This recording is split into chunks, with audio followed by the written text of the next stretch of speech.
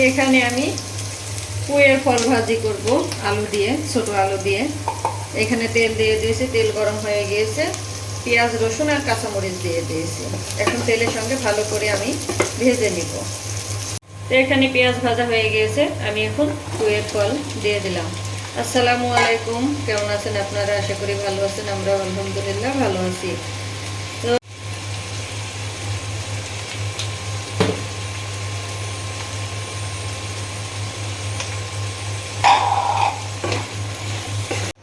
এখানে পুঁইয়ের ফল ভাজি করা হয়ে গিয়েছে, আমি নামিয়ে নিয়েছি।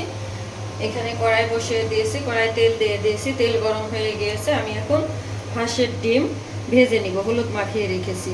হাঁসের ডিম রান্না করব আমি এখানে ফুলকপি আর আলু দিয়ে।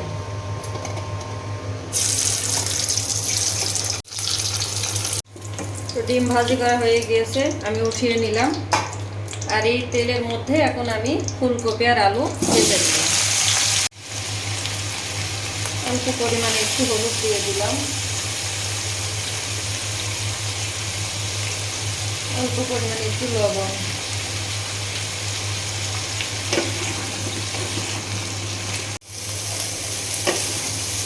তো এখানে আলু আর ফুলকপি খুব ভালো করে আমি ভেজে নিয়েছি, এখন নামিয়ে নেব। এই কড়াতে আমি আবার তেল দিয়ে দিলাম একটি এলাচ আর একটু দারুচিনি।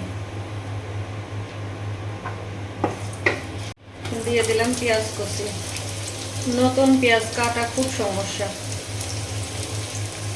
এখানে পেঁয়াজ ভাজি করা হয়ে গেছে। এখানে আমি মশলা রেডি করে রেখেছি। বাকি মশলা হলুদের গুঁড়া, ধনিয়া গুঁড়া, মরিচের গুঁড়া, স্বাদ মতো লবণ, জিরা বাটা, আদা বাটা, রসুন বাটা।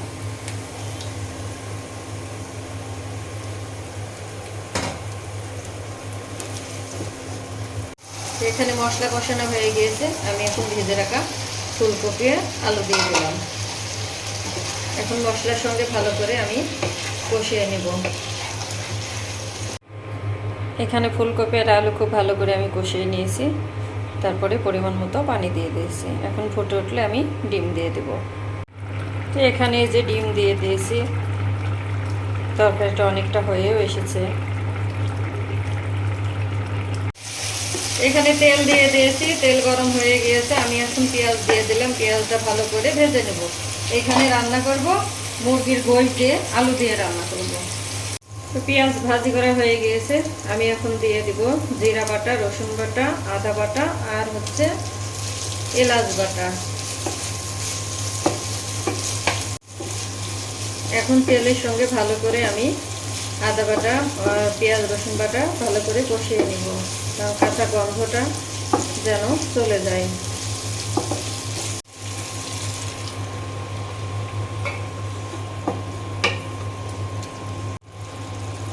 হলুদের গুঁড়া দিয়ে দিলাম,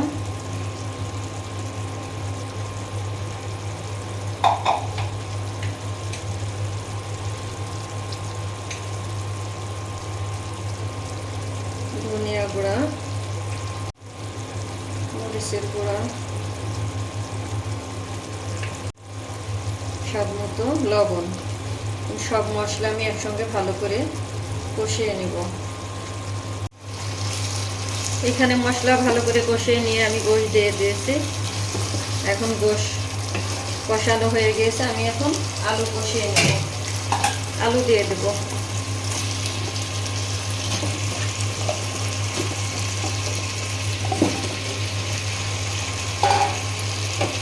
এখন গোশের সাথে আলু খুব ভালো করে কষিয়ে নেব।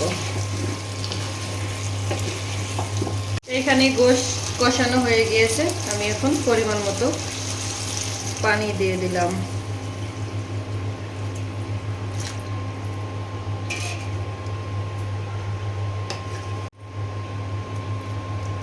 কাঁচামরিচ দিয়ে দিলাম।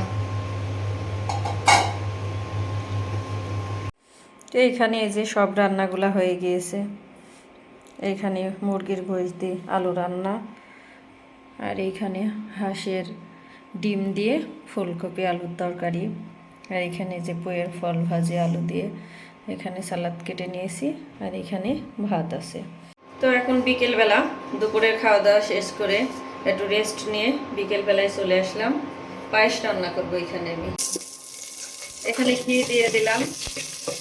ঘিটা ফ্রিজে রাখা ছিল, এই জন্য জমে গিয়েছে, একদম খাঁটি ঘি। আর এখানে যে বাসমতি চাউল আমি আধা ঘন্টা পানিতে ভিজিয়ে রেখেছিলাম, এখন ধুয়ে নিলাম। এখন আমি এই ঘির মধ্যে দিয়ে দেব কাজু বাদাম আর কিশমিশ।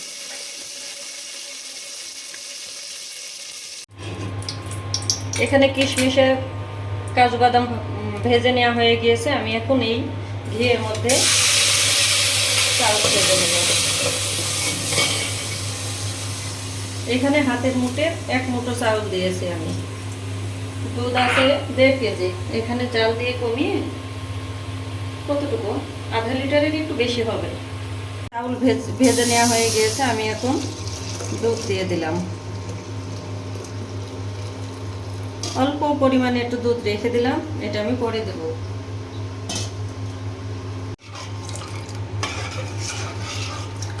এখন চাল দুধের সঙ্গে ভালো করে সিদ্ধ করে নিতে হবে। একটি এলাচ দিয়ে দিলাম। তো চাল ভালো করে সিদ্ধ করা হয়ে গিয়েছে।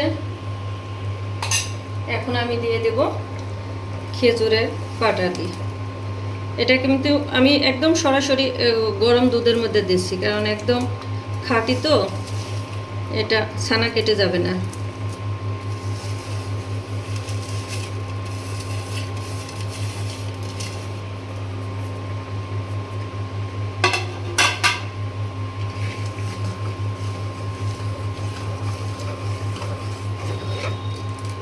এই যে দেখুন,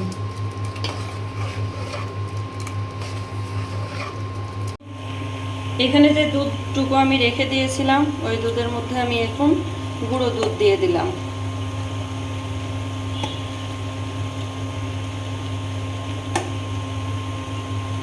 এখন দুধের সঙ্গে ভালো করে মিশিয়ে নিব। তো এখানে আমি দুধের মধ্যে গুঁড়ো দুধ ভালো করে গুলিয়ে নিয়েছি, এখন আমি দিয়ে দিলাম।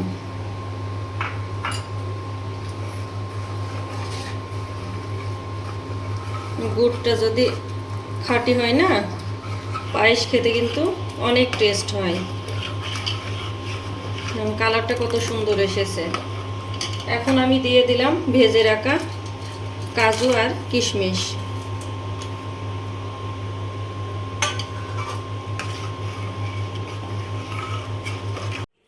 তো এখানে যে পায়েস রান্না করা হয়ে গিয়েছে, আমি নামিয়ে নিয়েছি। তো এইভাবে পায়েস রান্না করলে কিন্তু খেতে অনেক মজা হয়। তো ভিডিওটি আমি আজকে এখানেই শেষ করব। যদি ভালো লাগে চ্যানেলটি সাবস্ক্রাইব করে দিন। আর হ্যাঁ, অবশ্যই ভিডিও দেখা শুরুতে একটি লাইক দিয়ে ভিডিওটি দেখা শুরু করবেন। আর যদি ভুল ত্রুটি হয় ক্ষমা দৃষ্টিতে দেখবেন। আর আজকে পায়েস রান্নাটা কেমন হয়েছে অবশ্যই জানাবেন। আসসালামু আলাইকুম।